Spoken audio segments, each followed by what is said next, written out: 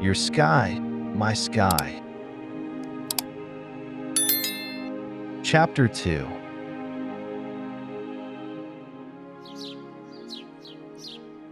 Early in the morning, the birds were singing outside the cabin, and the mist still shrouded the mountains. Last night, everyone had a wild night, feasting, drinking, and chatting until very late.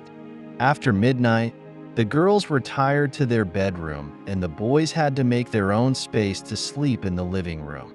Larry and I were still not sleepy, so we grabbed our sleeping bags and sat side by the wall near the fireplace, chatting throughout the night. As soon as I awoke this morning, I realized that I had fallen asleep in his arms, and he was sleeping leaning over my head. When I moved, he also woke up. He pecked me on the lips and said softly, "Happy New Year." I replied, "Happy New Year." I felt so warm in my heart. As I stood up, I carefully stepped over the sleeping bodies and went to the bathroom to clean up. When I came out from the bathroom, Larry had already brewed the coffee, and my cup of tea was steaming on the table already. We would go skiing today.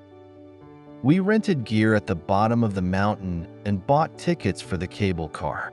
But then, a problem arose. Among our group, there were skiing experts like Larry, Frenchman Rudolph and Thibaut, and Japanese Narita. But some people have never touched such a thing as skiing, like me, Cody, Shirley, and others. This mix made it quite difficult to organize. I naively followed everyone hopping on the cable car with my gear, chatting and laughing along the way, riding the cable car over the peaks one after another. It felt like I was flying. Without fully understanding, we were taken to the very top of the mountain. The wind was strong up there, and I braced myself against the gusts, foolishly asking, "And then?" "Just ski down." The experts swiftly shot off with a whoosh. Cody and I were both dumbfounded and had our mouths wide open as we looked at each other. "You can't leave."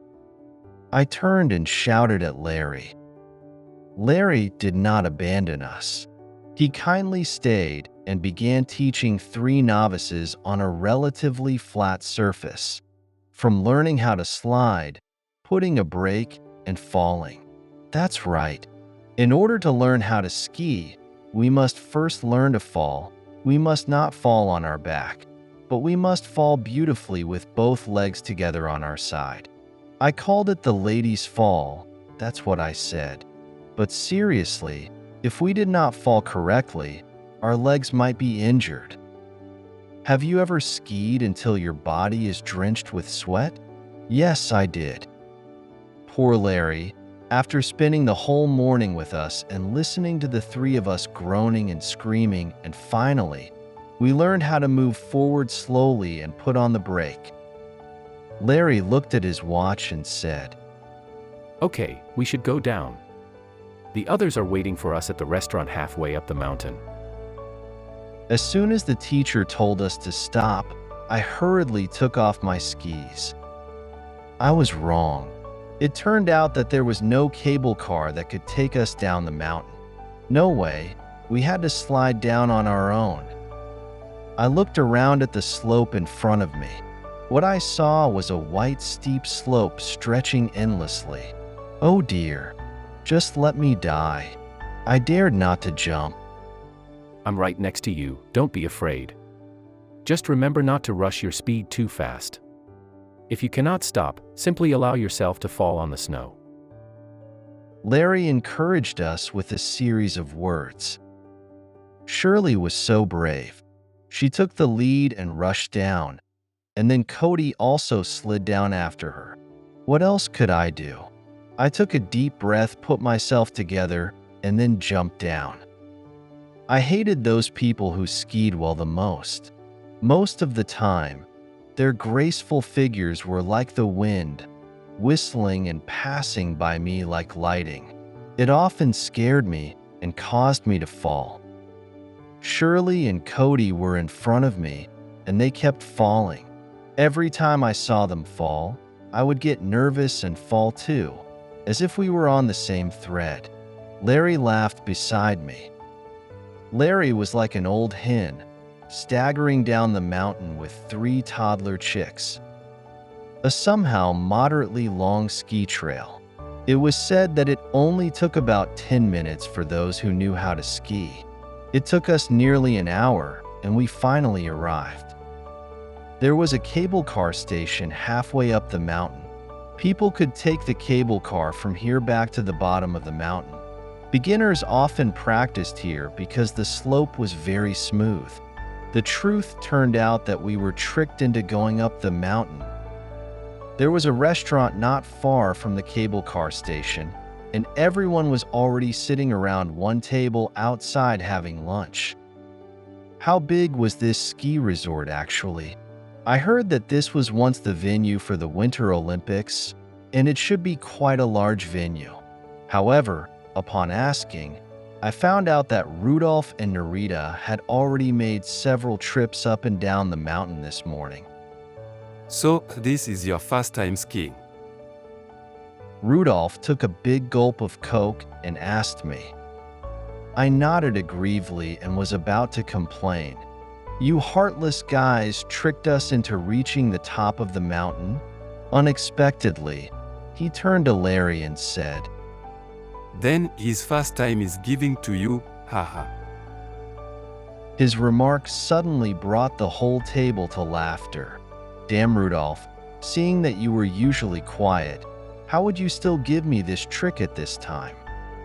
Larry reached out and gave my hand a firm squeeze under the table. After lunch, everyone went back to the ski field. This time I won't let Larry follow. Should let him enjoy his flight by himself. I couldn't let him look after me all day long and lose the fun of skiing. I looked at him and Rudolph getting on the cable car happily, discussing who would compete to come down the mountain first. That expressions were something that I did not see this morning. I know, he is also a flyer after all. However, his sky was too high and too far, beyond my reach. Then, let's fly separately. After all, flying was lonely and a one-person affair. He said, Then, let me fly in your sky.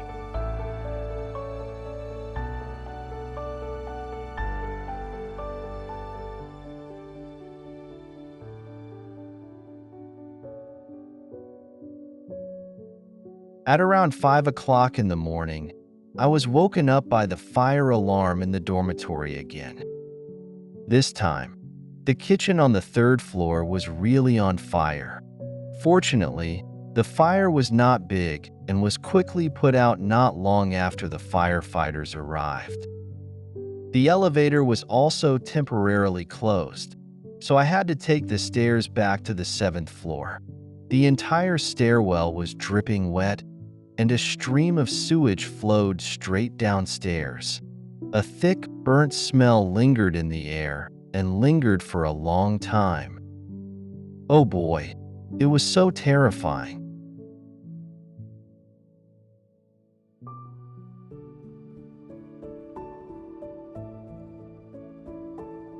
The startling spring thunder had just sounded, and the spring rain fell with a clatter. The earth that has been dormant for a long season of cold winter is gradually waking up under the urging of this spring rain. Those who woke up couldn't wait to fall into the embrace of spring. The awakened heart couldn't wait to spread the beauty of spring. The streets that were awakened had already donned the spring makeup of white stars and light pink. The awakening sky. The awakening earth. The awakening of all things. Then, the sun showed up. Spring was a magical wand that awakened the earth and enlightened the world.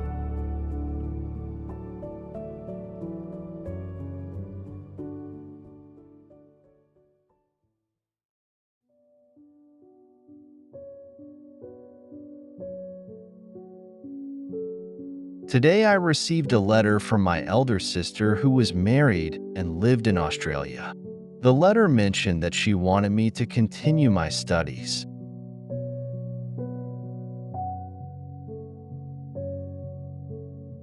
My dear little brother, I don't know what happened tonight. I slept until roughly 2 o'clock in the morning and then awoke unexpectedly. Now I still feel energetic and not sleepy at all. Life is short. No matter what adversity you encounter, I believe that you can overcome it. I have faith in you. As for Taipei there, everyone has their own opinions, so don't pay too much attention. Many things will come to pass.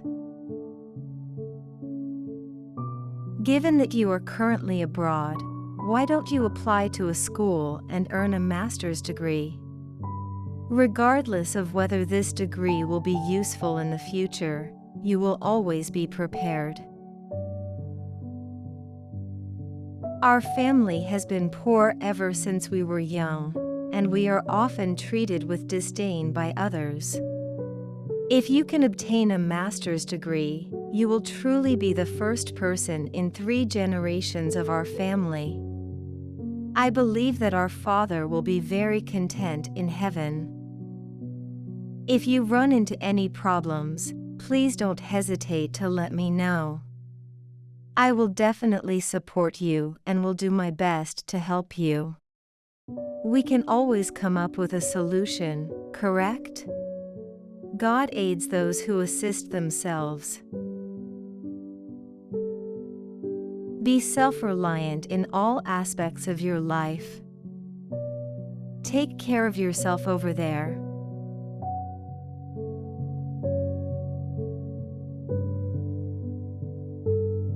My elder sister was more than 10 years older than me.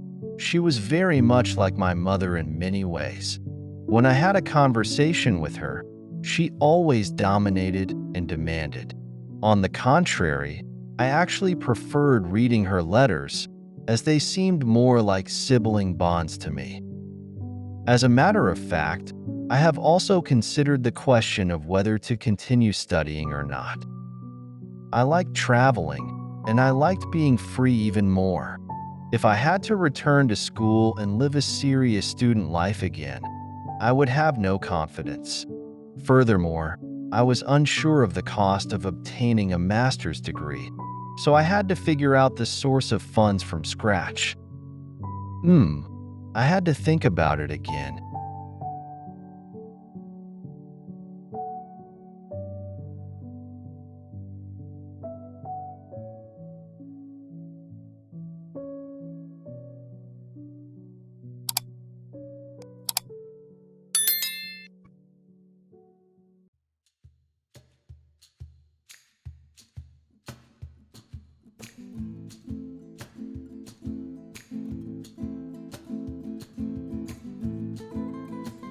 Recently, McDonald's here also started selling fajitas. Fajitas was a type of Mexican food similar to tacos and burritos, but the ingredients were distinct. It reminded me of Taiwanese spring rolls. When I first ate this kind of thing, I didn't think it was anything special. Anyhow, it was just some slices of roast beef, along with green peppers, onions, and tomatoes, drizzled with yogurt sauce, and finally rolled up in a tortilla. Unexpectedly, this little thing seems inconspicuous, but it has its magical power. When I ate it once, I ate it twice, but never tried a third time. Once you've eaten it 3 times, you won't be able to live without it anymore. I would always grab people to eat with me, which made everyone scared to death of me. During the weekdays, when it came to lunchtime, as soon as the class started lunch break, everyone rushed out of the classroom in a swarm, as if they were hiding from the air raid sirens, because they were so afraid of being caught by me, and asked them to go to McDonald's with me again. In my opinion, fajitas was excellent. because it was very affordable and economical. McDonald's sells fajitas for 95 cents each. I ate 3 of them for lunch, and it only cost $2 Canadian and 85 cents plus tax. And then I was full. Oh well, these people really didn't realize the treasure.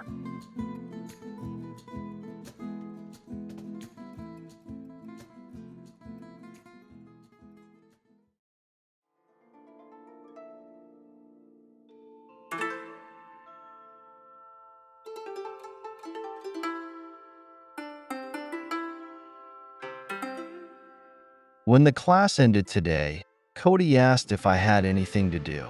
If not, would I like to go for a ride? Usually, I would remain in my dormitory after school and study English. Since there were no particular plans for today, I decided to get in Cody's little blue car and ride around with him to see if anything new happened. Cody started his car and drove to Vancouver's West End. This area is the so-called high-class residential area, or millionaire housing area, where each home has a large yard and luxurious gates. Those tall trees on both sides of the street shaded the sky above the road with branches. Whenever a car was driving on this road, it appeared to be driving into a tunnel of trees. This tunnel was also dressed according to the seasons. In midsummer, the sky was filled with green shade. This was a joyful road. In autumn, the sky was filled with orange and red, as if it were flying into the belly of a firebird. In a warm spring day like today, the sky was filled with white and pink cherry blossoms. This was the first time in my life that I had seen this kind of spectacular scenery. Go, go! Get out there to experience what it means to be the ultra boundary of beauty. Cody specially parked the car on the side of the road and asked me to get out of the car and walk alone on this street. Cody could be very naughty sometimes and often utters some strange words. The ultra boundary of beauty? What did it exactly mean? But the scenery in front of me? Oh my dear. This was a very quiet neighborhood. When I stood on the street, no cars were driving by at this time. What in front of me was a path of cherry blossom tunnel with white and pink flowers covering over the sky, cherry blossoms flying all over the air, and the petals covering all over the ground. Furthermore, when the breeze blew gently, the cherry blossom petals danced in the air, and whirling down gently and silently without making a sound. Even when you take a breath, you have to be very careful and whisper it, so you would not scare away those beautiful flower fairies. Nature indeed was so considerate. She quietly scattered the true goodness and beauty of life onto this street. If at this moment, one still needs to seek guidance from textbooks for the lessons of life, it would be like seeking fish upon a tree. I started to envy those who lived on this street, who could have such a view that lasted year after year. If I stayed here for the rest of my life, it would be bliss. I suddenly wanted to be a rich man. I can recall one time hearing my classmate Pan say, even though money wasn't everything, and it couldn't buy everything in the world, but having money was still closer to happiness. I completely agreed with her now. If I had enough money, I would be able to own these cherry blossom tunnels for a lifetime. It's such a bliss. All of a sudden, a witty idea jumped into my head. I wanted to seduce a rich old man and buy me a luxurious house here. Then I would live with him for the rest of my life. It's worth it. It's worth it. After all, I could have this kind of ultra boundary of beauty every year for the rest of my life. In the end, I still forgot to ask Cody, what in the hell did that ultra boundary of beauty mean?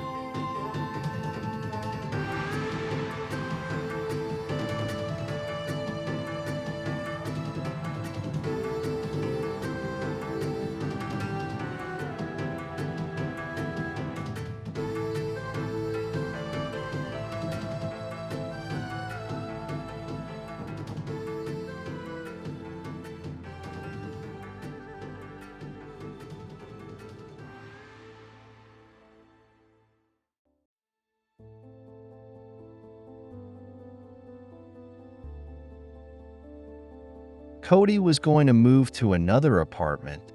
After moving to the new apartment, he also prepared to go back to Taiwan for the Lunar New Year. I went over to help him move today. In his new apartment, he started cooking his specialty fried rice noodles. Since there was no table yet, we each sat on the balcony with a big bowl to eat and chat. While the two of us chatted, and the conversation turned to the topic of school again, Cody said, I think you should also study for a degree seriously. Wandering around like you now is not really a good thing. Well, it's not that easy to apply for a university in Vancouver, I said. Go to America. It should have more opportunities there. America. This sounded interesting.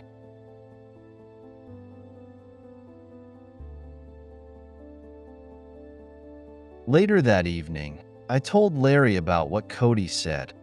All of a sudden, he jumped up when he heard it. If you go to America, what about me?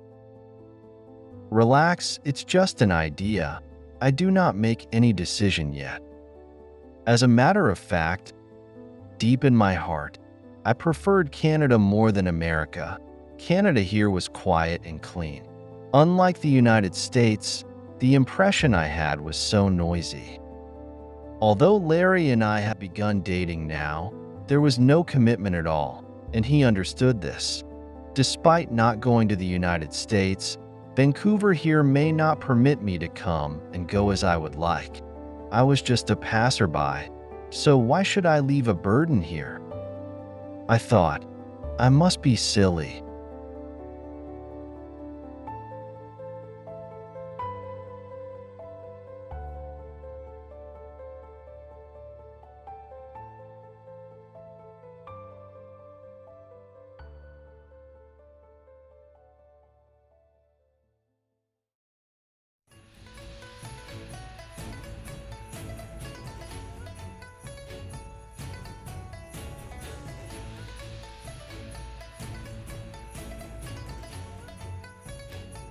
As soon as the spring arrived, the Lunar New Year came. Cody went back to Taiwan to have a real Lunar New Year. I also planned to have an exotic spring festival here, just for fun, I thought. When I told Larry about this idea, he was even more excited than me. He even said he wanted to invite some good friends to his home to celebrate this lively Lunar New Year. In the past few days, there has been a lot of news coverage on the Lunar New Year customs on television. Chinatown was also crowded with people, and the gongs and drums were buzzy and lively. Despite being thousands of miles away from home, the nostalgia was still very strong in North America. I had warned Larry in advance that I was not a good cook, and there was no way I could conjure up the most abundant on the table like that Chinese family in the news reports. No problem. As long as you feed those Westerners spring rolls and chop suey, they'll be happy. Well, since Larry was so confident, I then took on the cooking task without any hesitation. Today is New Year's Eve. Larry got off work early, and I also skipped the afternoon class. Around noontime when the class ended, I stayed by the arcade downstairs from school, waiting for Larry to pick me up so that we could go to Chinatown to buy New Year's food and goods together. Chinatown was lively with people, and several supermarkets were bustling with activities. The markets were filled with all kinds of New Year goods from Asia, as well as a wide variety of hanging ornaments and spring festival couplets, giving it a real Lunar New Year atmosphere.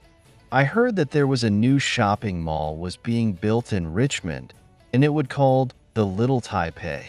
And there would be more options since then.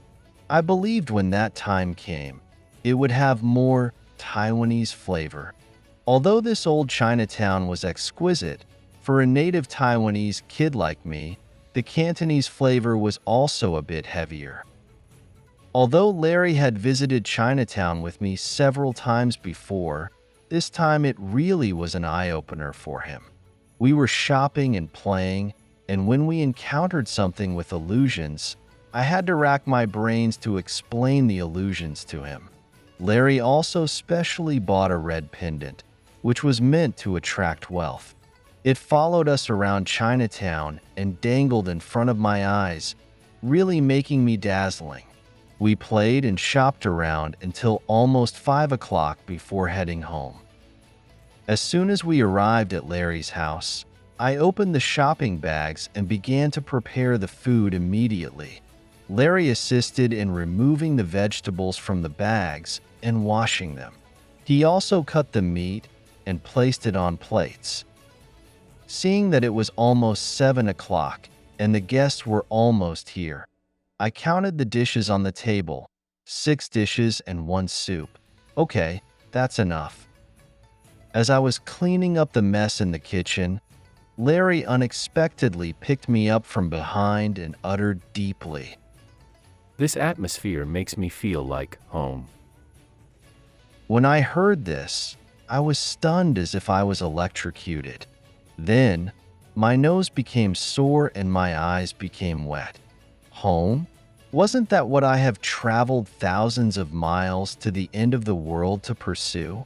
When I couldn't find it anywhere, it jumped out at such an unexpected moment to scare me.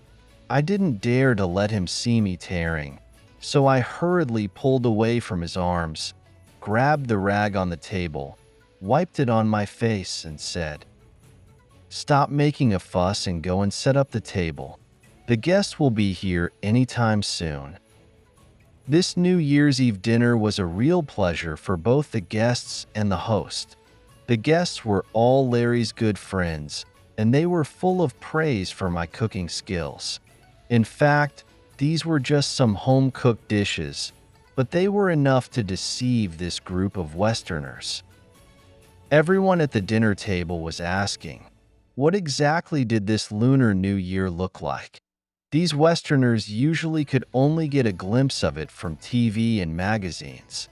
Having a live Chinese in front of them today made it seem like all the questions they had accumulated in the past were all poured out.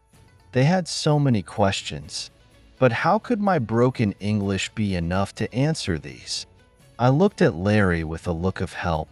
This man was just sitting there smiling and only gave me an encouraging wink from a distance. I had no choice but to do whatever I could. So I tried to rack my brain and search out all the English vocabulary and sentences I had learned over the years so that I could explain them in detail.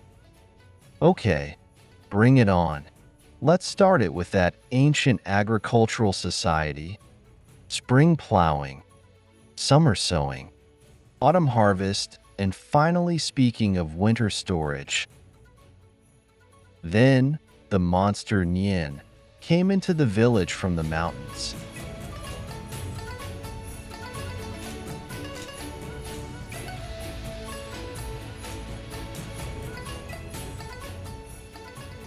We started with the whole family gathering around the fire pot on New Year's Eve table.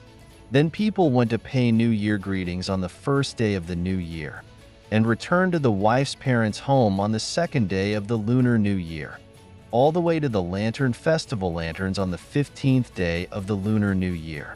There were also the ancient customs, taboos, and of course, how could we leave out feng shui? These Westerners were fascinated by what they heard. They were immersed in the ancient atmosphere and couldn't leave for a long time. I don't know if my English could satisfactorily express the 5,000 years of culture, but when I looked up, I saw Larry winking at me with a smile, then leaning over and whispering in my ear, "I am so proud of you." I know that I had overcome the psychological barriers of language without even realizing it. Larry said we couldn't sleep at tonight and had to stay up late as the Chinese custom. I didn't commit and left him to do whatever he wanted.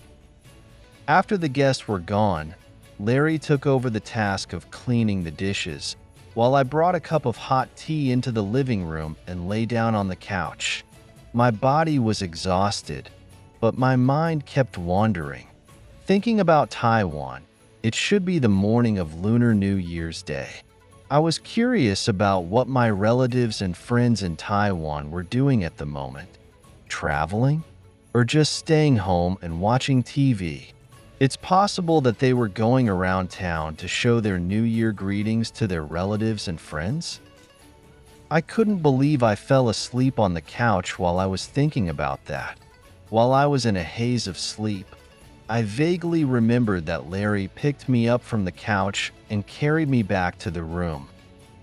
Oh well, the Lunar New Year's Eve tradition of staying up late. Let Larry enjoy it all by himself.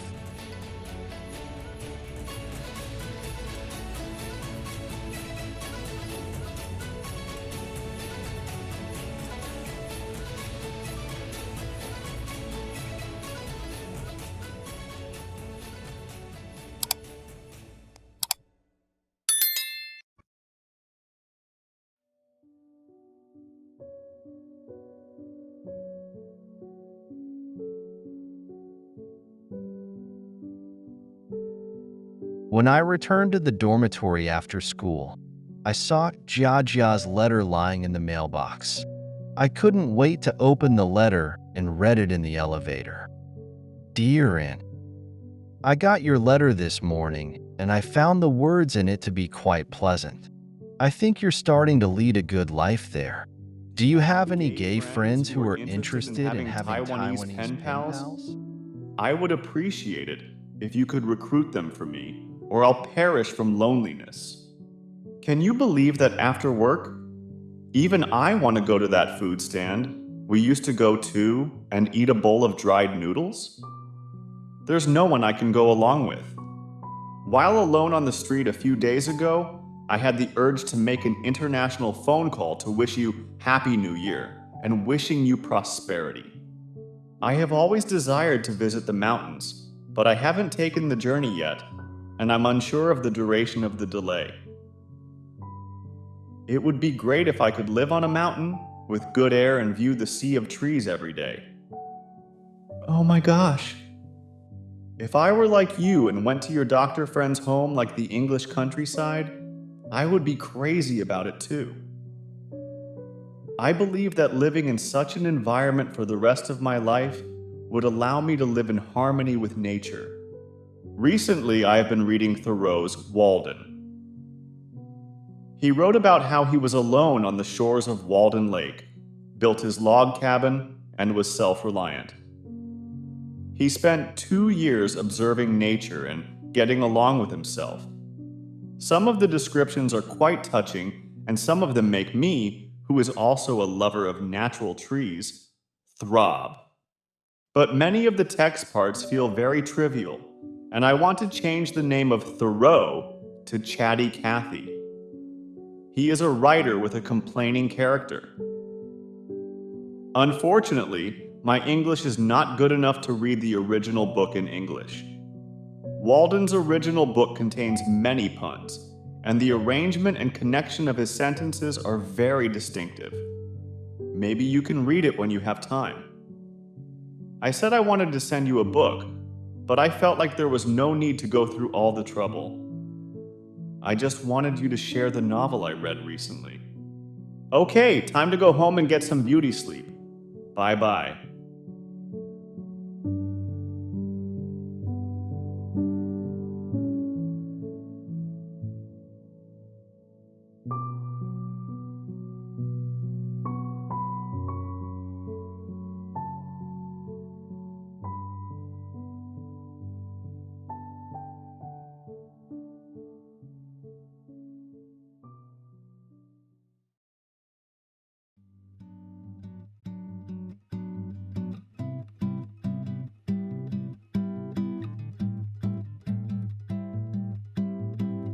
Valentine's Day.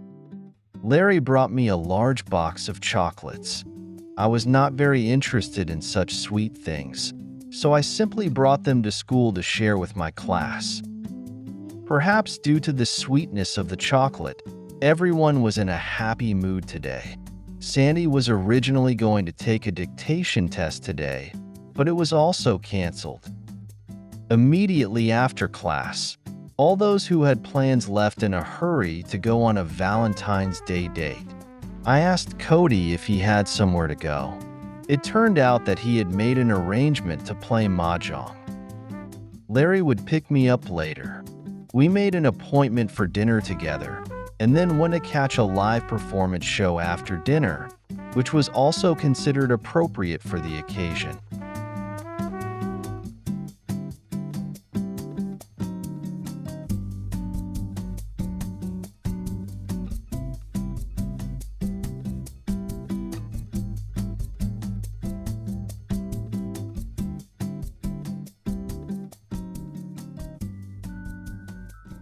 It was a gentle and warm March day, as if spring had just arrived, and the entire harbor was quietly filled with colors.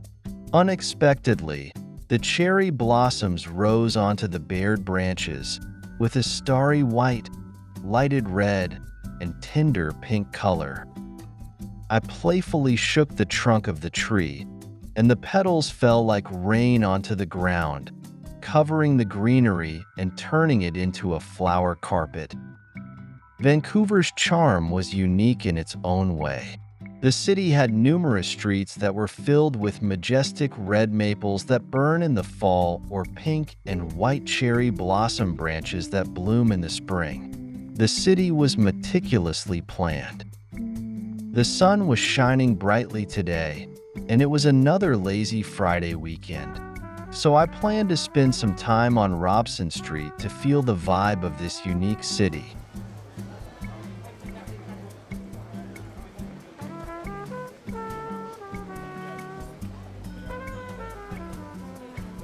The sunshine sprinkled everywhere, making people feel warm from the inside out.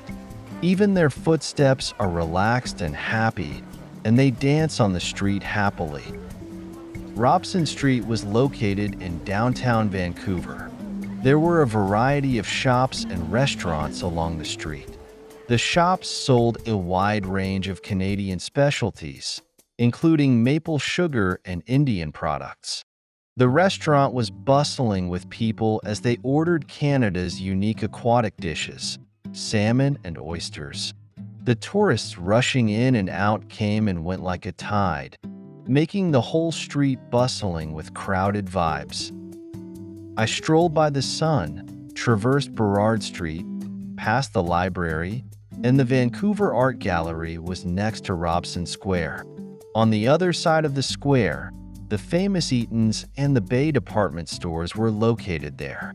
The famous Pacific Shopping Center was located on the underground floor of several department stores. This large underground shopping mall extended for several blocks. Shopping here for a whole day was not enough for those shopaholics. In the square, there were already a large number of people sitting on the steps in front of the Vancouver Art Gallery, soaking in the warm spring sun, chanting, singing, chatting, or thinking alone. Here, there was no lack of the beauty of life. I rushed to Starbucks across the square to get a cup of cappuccino, then joined the throng to sit on the steps of the art gallery. I enjoyed licking the foamy cream on top of the coffee first, and then slowly tasting the strong coffee underneath. I savored the sweet milky taste and took a sip of strong coffee without sugar at the perfect time. The coffee tasted even better when I did it this way. The taste of coffee always reminded me of April in Taiwan. She was the person I knew who had the most passion for coffee. Every afternoon, she had to make a strong pot of coffee. In addition, she was interested in collecting various coffee flavors and unique coffee cups. If she could be here and drink this wonderful coffee together at this moment, accompanied by this exotic spring day, she would definitely be screamed with excitement. If she were present, this afternoon would be more thrilling. I lazily leaned on the steps in front of the art gallery, facing the warm spring sun that was melting my relaxing heart. The winter's blue mood gradually became the cotton wool like white clouds, and they were soft, elegant, and beautiful without feeling melancholic. Oh yeah, our steps would not be able to be rushed in such a life. Half a year has passed quickly under the Canadian sky. Without realizing it, I found that my steps had become gentler, and when I walked down the street, I no longer walked in a hurry with my head down. Looking at the world, there was a cyclical process of flowers blooming and leaves falling. Nature was such a good teacher. She taught us how to face, how to meet, and how to wait. Here, it was apparent that the 4 seasons were so moving and charming. Then, let me fly. In such a beautiful and moving new world, how could I squat in a dark corner and let myself get moldy? I should fly in the sky of this beautiful world, not complaining about heaven or others. Even if there was no one to fly with, flying alone was also a kind of freedom.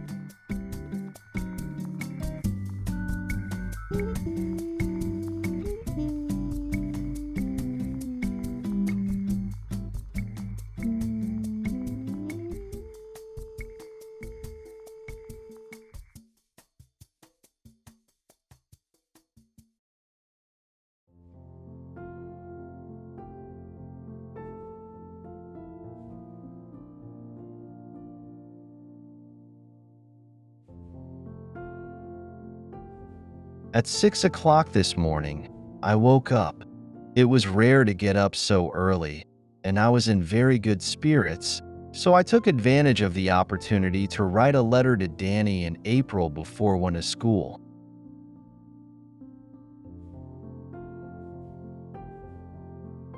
My dear friend, the spring is coming. The whole person seemed to be released suddenly, and I feel more relaxed than ever before. Those torturous days were finally over. I have undergone a lot of changes in the past few months. My time overseas is full of ups and downs, some of which are bitter and some of which are sweet. I have learned to look at it with a calmer attitude. Living in a society that has a completely different cultural background, I can walk freely without deviating from the path. Looking at those Westerners, on the surface, they appear to live a carefree life, but in reality, they also face hardships in their life. Because they have no traditional culture to follow, they seem to be carrying lanterns in the dark to light their way. Also, they have to be careful all the time when the lamp oil runs out and their escape route is cut off. My life is becoming increasingly simpler. So simple that I even despise sexual attraction. Haha. After the new year, I suddenly felt disgusted with cigarettes. I think, perhaps if I quit smoking, maybe I would stop feeling like I'm wandering.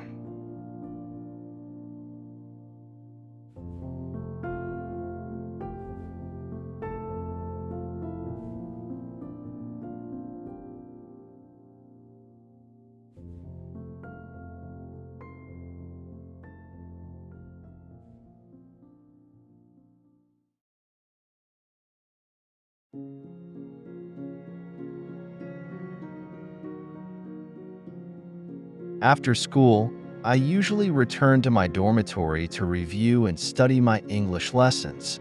A TV channel was broadcasting an old movie every night at 11 o'clock, and I always watched it before going to bed to improve my English listening skills. I now tended to go out with friends more frequently.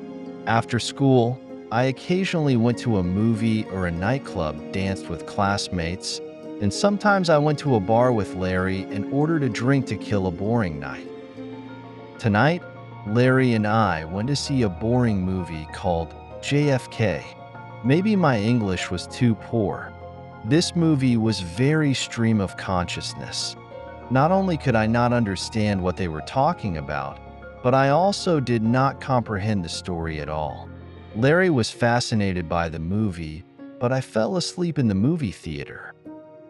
After we came out of the cinema, Larry suggested going to a bar, so we walked across several dark alleys from Granville Street to Davie Street. When we got to the bar, my sleepy bug had ran away too. On Davie Street, there were numerous large bars, each of which had multiple floors. There were many ways to have fun, such as dancing, playing pool, shooting darts, ordering a drink, and chatting with friends. Of course, still some individuals who came here solely to find companionship and friendship. I would not usually come here by myself. I didn't think I was that desperate and needed to come here to find someone. In addition to coming here with Larry a few times ago, we also brought Cody once to satisfy his curiosity. Well, it's too bored to come here. Cody complained to me after he came here that time. This place is too common and no fun at all. The nightclub next to Gastown is a more enjoyable place to see the strippers. Obviously, there was no distinction here except for the fact that they were all men and not as versatile as strippers. Cody came with the intention of exploring and seeking novelties to satisfy his curiosity, but unfortunately, he would be disappointed.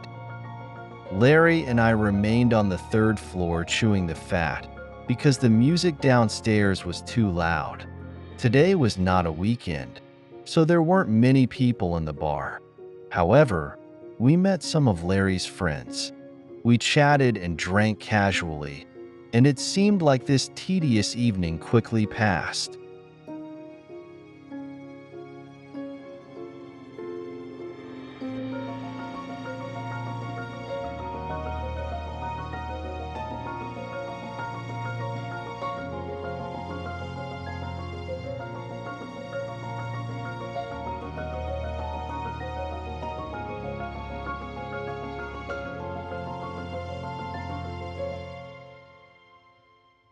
Phil in Seattle also said that I should go to the United States. He wanted me to go to Seattle as soon as my classes here were over and we could apply to schools together. Phil said that if I stay in Vancouver for one more day, I would waste one more day of my life.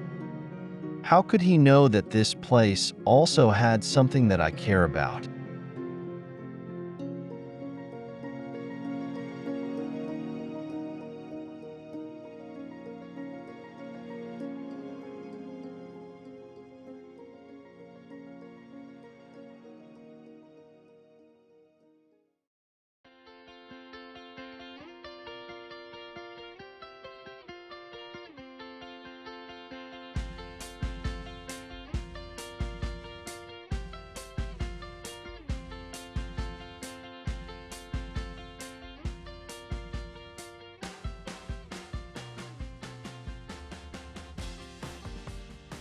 Springtime was not a good time for studying, and no one wanted to be locked inside the classroom.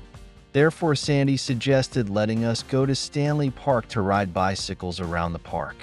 We called it Spring Field Trip Studying. This proposal was unanimously approved by the entire class. Stanley Park, located in the northern part of Vancouver's business district, covered an area of more than 1,000 acres and was an excellent location for Vancouver residents to unwind. The park had an expanse of forest greenery into the bay, with blue water surrounding the mountains and warm sunshine covering the area. There were no places like this where one could completely immerse themselves in nature. Several bicycle rental shops were located outside the park entrance. The rental process was quick and simple and didn't take too much time. A dozen of us were on 2 wheels to hit the road. The 10-kilometer road was a gentle ride on our 2 wheels.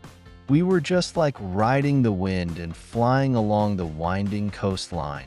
The wheels were rolling between one step and another. Our mood was like musical notes, and laughter filled the mountains. We won't explore the forest today. Those lush and towering ancient trees would definitely block the warm spring sun. We were intentional about searching for green spaces, the endless green carpet, and the green grass that could elevate our mood. The trail was winding from one end to another. The sea breeze was refreshing and cool. The sound of laughter was a continuous stream. The wheels ran like flying, traveling through the ocean and the sky, rolling over green carpets. The breeze blew on our faces, sweeping away the dust of adversity. Here, everyone was a child, and no one was allowed to have sorrows. The sky was clear and blue as if it were silk without any wrinkles. The crystal-like clouds were layered in the blue sky and sailing gently like yachts. It made people want to embrace the soft clouds and travel through the universe. As we got excited, the grown-ups began acting like children, throwing bicycles aside and jumping up and down on the green grass. We were all shouting and playing happily and dancing until we were dripping with sweat and panting. Not only did we have a great time, but we also drew envious, silly smiles from those passers-by. I liked this class so much in my heart. It was not just an English class, it was a wonderful life lesson. Sandy, our dear teacher, was well-versed in the art of living. She knew how to put pressure on us, and the homework she gave us often required us to work until midnight. However, she also knew how to unwind.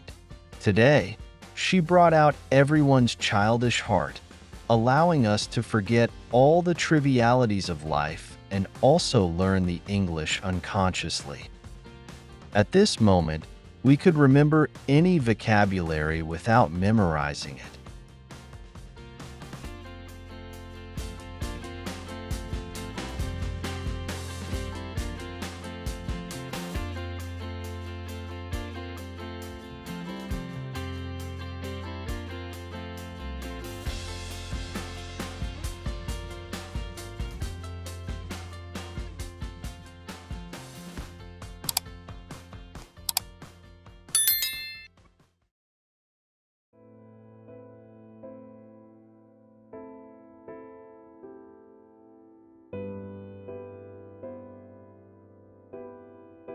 Lately, Larry had been acting a bit weird. Ever since I mentioned the possibility of returning to school and pursuing a master's degree, he had become increasingly neurotic. Just a few days ago, he excitedly brought me all the application materials for the universities within Vancouver. It's like the saying goes, the emperor was not in a hurry, but the eunuch was. I had not even decided if I wanted to go yet, and he'd already gotten all the application forms. Because there were not many universities in Vancouver, the competition was naturally fierce. For international students to apply, they must have quite a few aces up their sleeves. Not only did they need good academic records, but the English proficiency requirements were also high. Based solely on my TOEFL scores, they might not even bother looking at my application and just throw it in the trash. Larry said he wanted to help me with tutoring and suggested I retake the TOEFL test. He stated that if there were any problems with the application, he could return to his former university and seek assistance from his former professors. All these actions of his were simply to keep me from leaving Vancouver. But he doesn't seem to understand that all these actions did not provide any help, but they only exacerbated my pressure.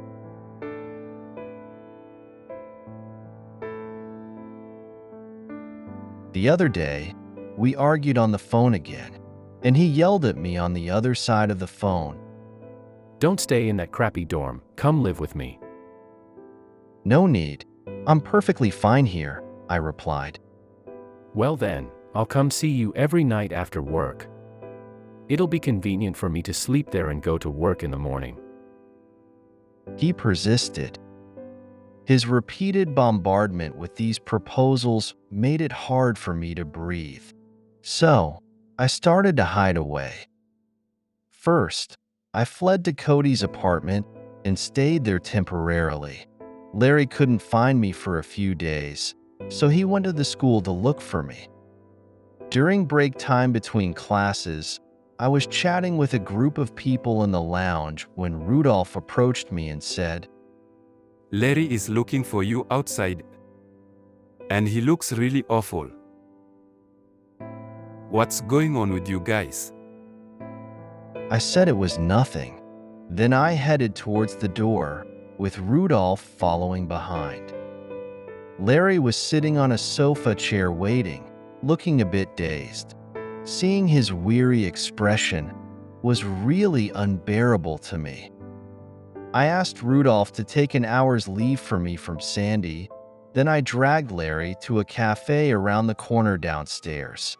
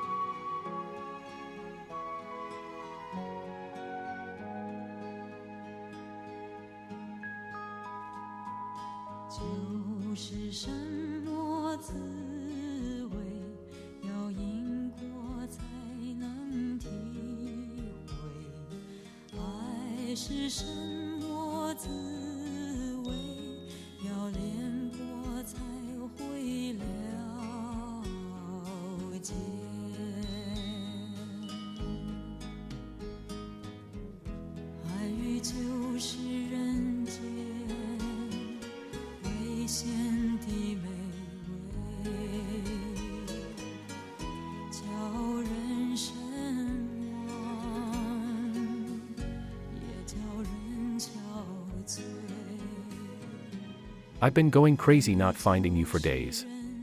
I thought you disappeared from the earth. He urgently said. I've just been staying at Cody's apartment for a few days, I replied. Would you please not leave? It's not up to me. I know, we had an agreement before. But I can't help it. After spending these days together, I've fallen deep. Larry said anxiously. I don't love you that much. You do. You do. You're just deceiving yourself. You're protecting yourself too tightly. Perhaps he was right. My heart was too easily hurt. So, I had no choice but to build up a cold wall around myself, locking myself deep inside. Only that way could I avoid getting hurt. At first, our relationship was easygoing for both of us, without much burden. But after this sudden outbreak from him, I really couldn't cope. I didn't know how to deal with it, so I had to flee far away.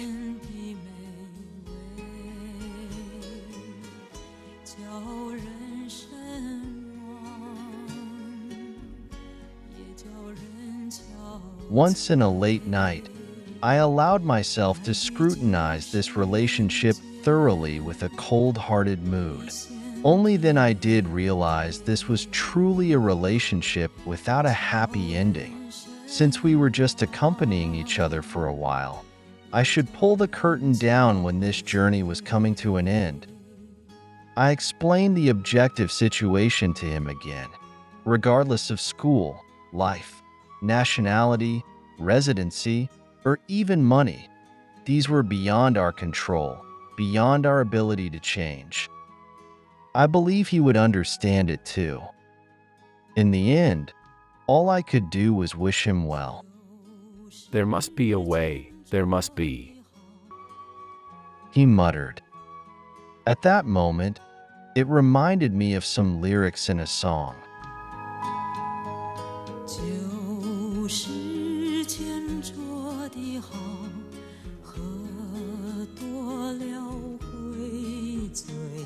Wine is good for a light drink, but too much will get you drunk. Love is good for half real, but love too deeply will break your heart. Larry, for the love you have given, I am truly powerless.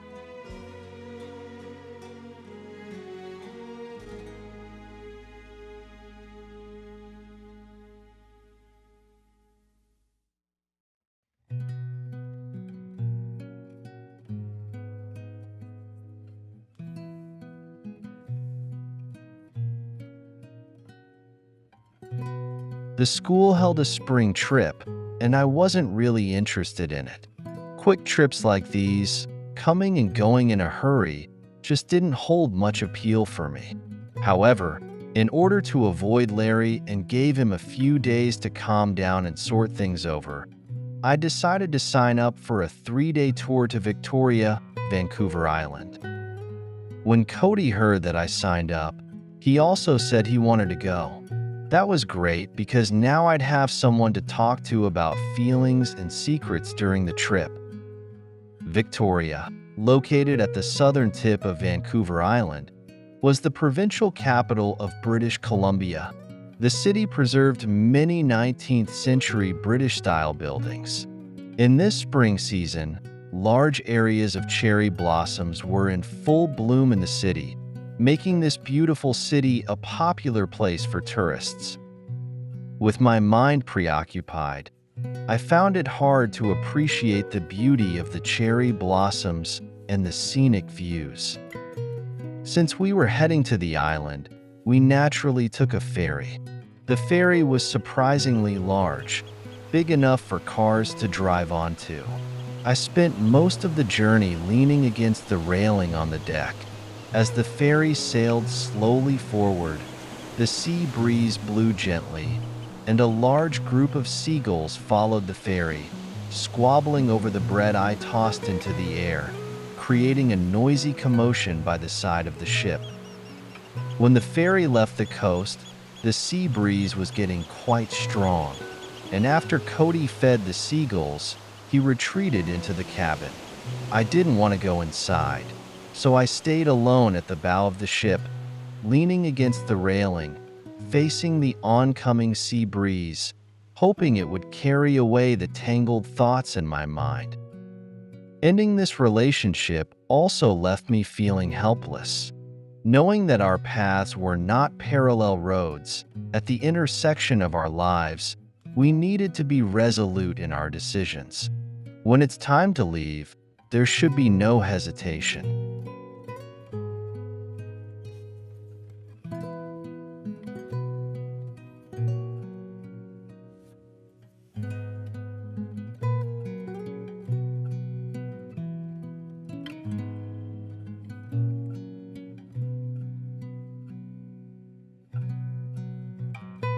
Waiting at the bus stop on the campus of the University of British Columbia, I found myself endlessly waiting for a bus that never seemed to arrive.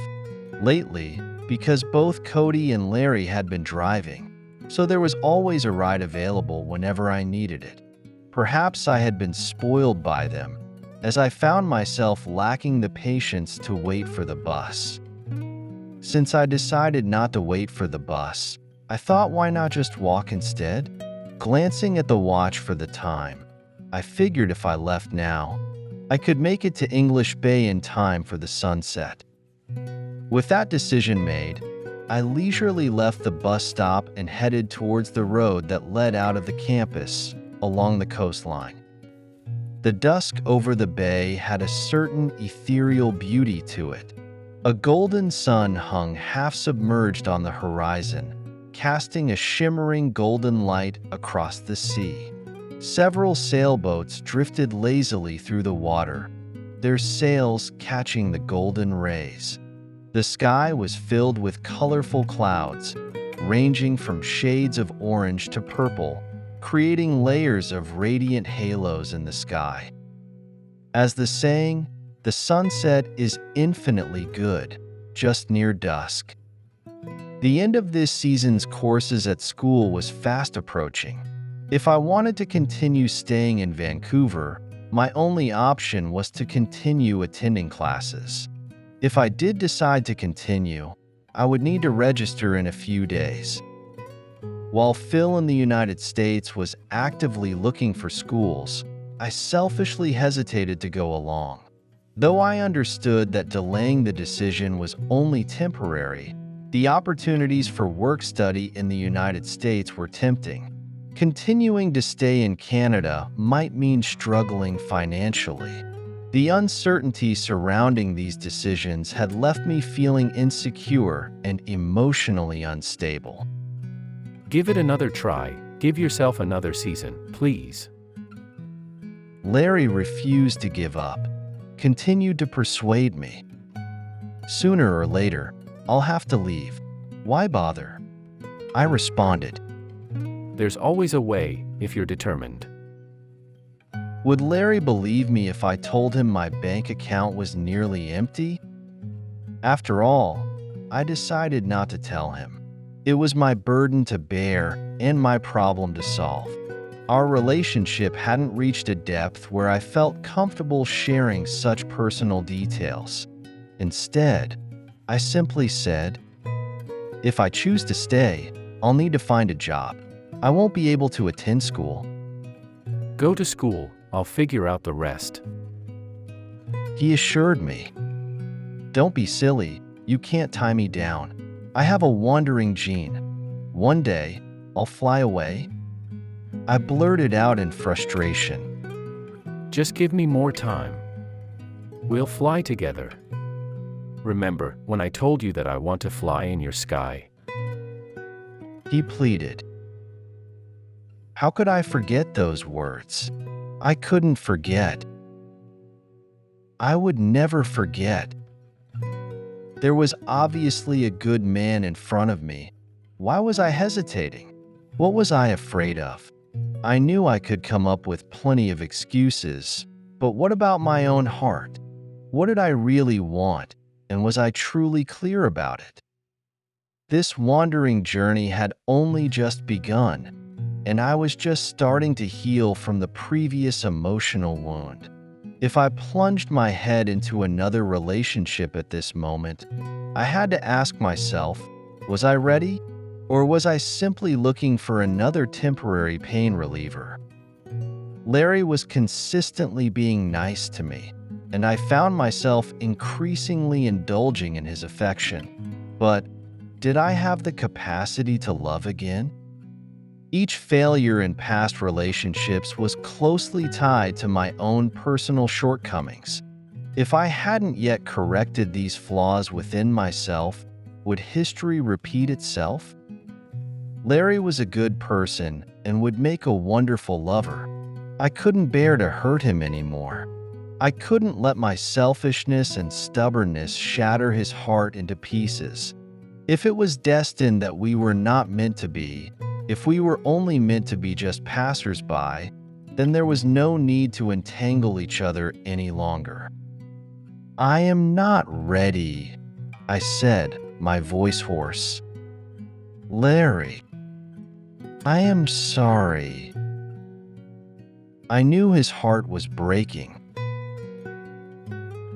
Comforting myself, at least at this moment, everything was still beautiful. Just like this breathtaking sunset in front of me, though fleeting, but it was splendid. Let this most beautiful moment be forever etched in my heart. In the darkness, it would never come. With that, I turned away from the beach, leaving the sunset and its colorful hues forever imprinted in English Bay.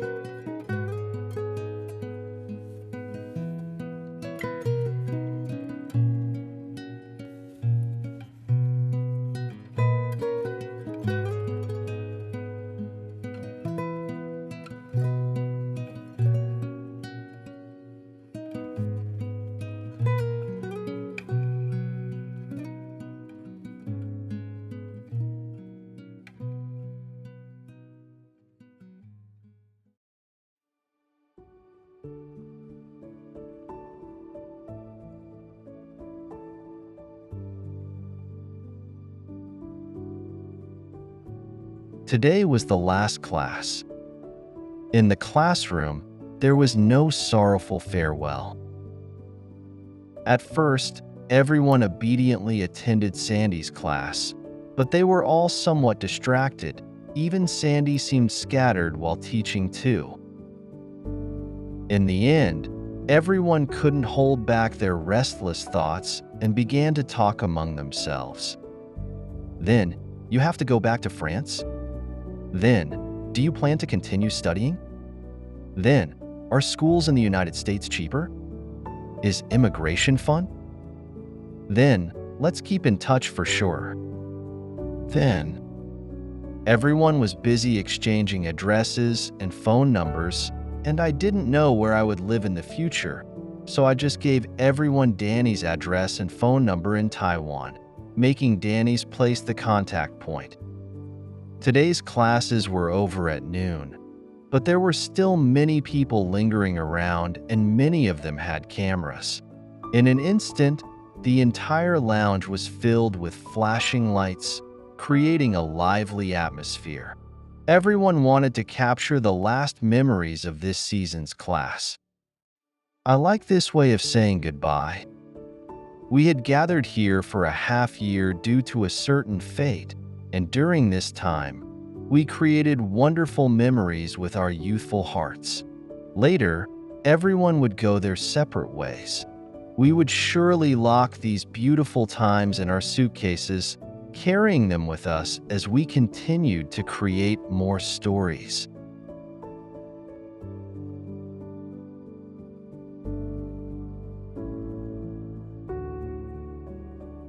I asked Cody to give me a ride to Stanley Park in the afternoon. However, I didn't want him to stay with me. I just wanted him to drop me off. I wanted to go to the beach alone to say goodbye to Vancouver. This warm afternoon, I sat alone by the seaside in Stanley Park, embraced by the gentle sunshine, listening to the sea and pondering my thoughts. During the last few days in Vancouver, I was fortunate that it was sunny every day. Life is strange. I used to avoid the scorching sun in Taiwan, but after coming to Canada, I found myself chasing the sunlight instead. Sitting here, there was no hustle and bustle of the world. Even the cup of coffee in my hand brought with it a variety of romantic feelings. As the gentle breeze blew, I felt lazy, too lazy to think about my thoughts. I just let my mind go blank, enjoying this rare pause alone. At this moment, I was surrounded by blue skies, clear seas, and warm sunshine. My heart felt so rich. I realized that I needed to give myself more blank spaces. A myriad of emotions and infinite romance couldn't be truly experienced unless one's heart was emptied. Suddenly, I realized that my sense of romance had gradually moved beyond the ivory tower of self-pity. Music, fine wine, and a lover's romance could no longer satisfy me. What I longed for was a sense of self-emptiness, a heart that could accommodate everything. On this afternoon filled with countless emotions, with a heart of farewell to friends in Vancouver, I sat by the sea. This faint sorrow of parting also turned into a ray of sunshine, warmly embracing me. The vast expanse of water and sky, the horizon nearby, and my light-hearted mood. That's just how it was.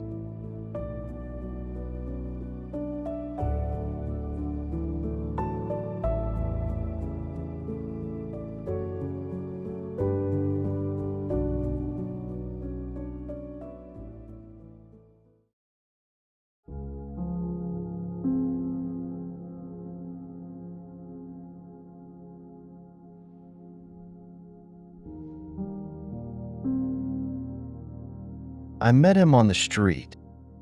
He called out to me from behind, and when I turned around, he gave me a big hug right there in the middle of the bustling street. He said he wished me well and hoped that I would find what I was looking for in my future journey. I said, "I wish you the same." His eyes looked slightly red and seemed to be trembling. I was afraid that he would cry on the busy street. When are you leaving? He asked softly in my ear. "Saturday." Are you all set? The air around us seemed to freeze suddenly for a moment, and we all fell into silence. The noisy people and cars on the street seemed to be silent. After a while, he said quietly, Well, goodbye then. "Goodbye." We said goodbye on the bustling street. I took a few steps forward, but finally couldn't help but look back. I watched his tall, thin figure walking away, gradually disappearing into the bustling crowd.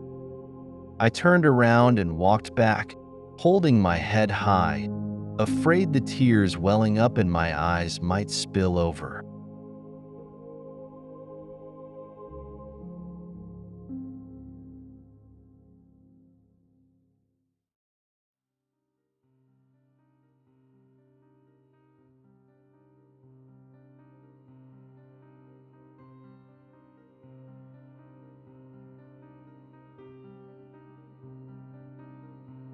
Bang.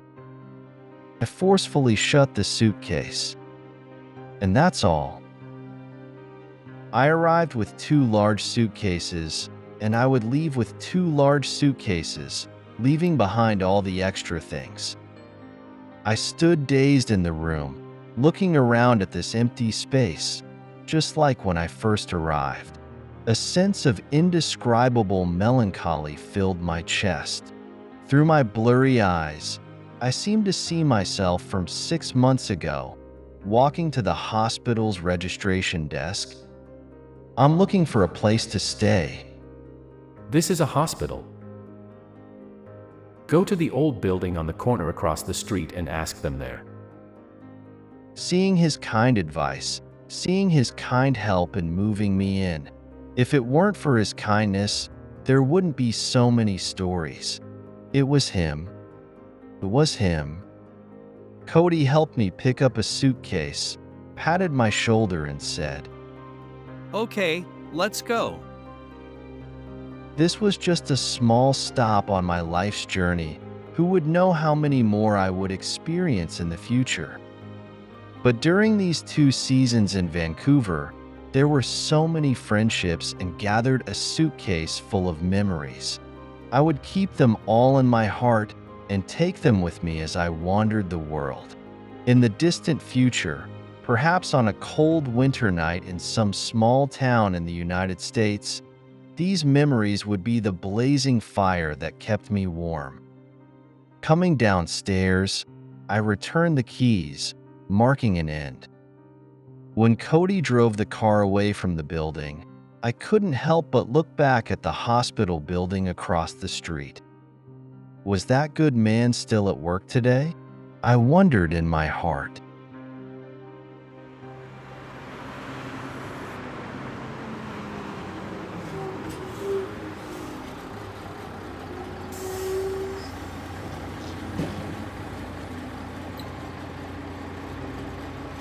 At the Greyhound bus station, travelers came and went, and no one left their heart behind here. After buying my ticket, Cody and I sat in the waiting room. I had so much to say, but I didn't know where to start. Cody, I know. If we are friends, then there's no need to say anything. No. I still want to say thank you. Thank you for your friendship. Thank you for everything you've done for me. Why so serious? Are we saying goodbye forever?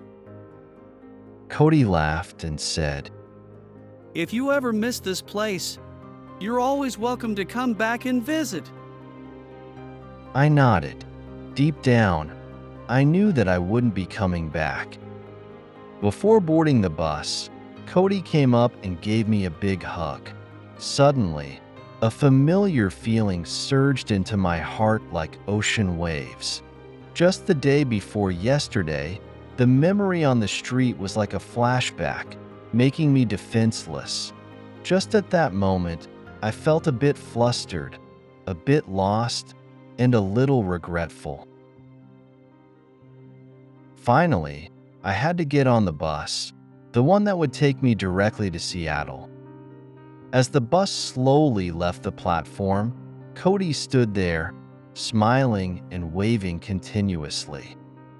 Even though it was a sunny day, it suddenly felt like it darkened, and snow began to fall.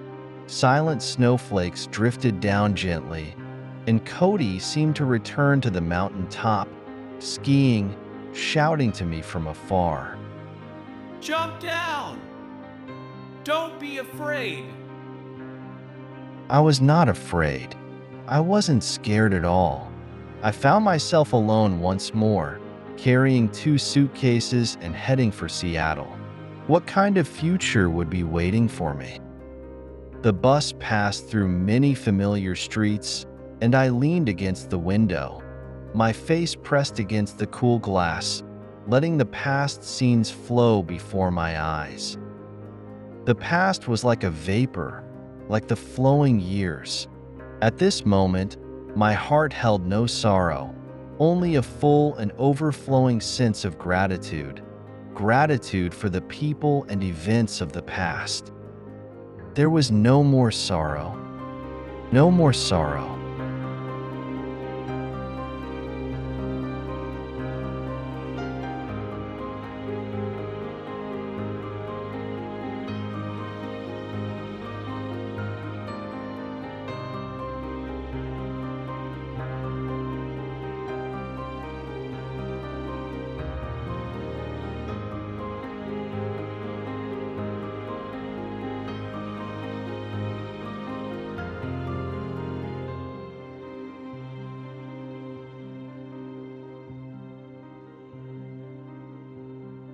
If you like my audiobook, please click like and subscribe to my channel. Thank you.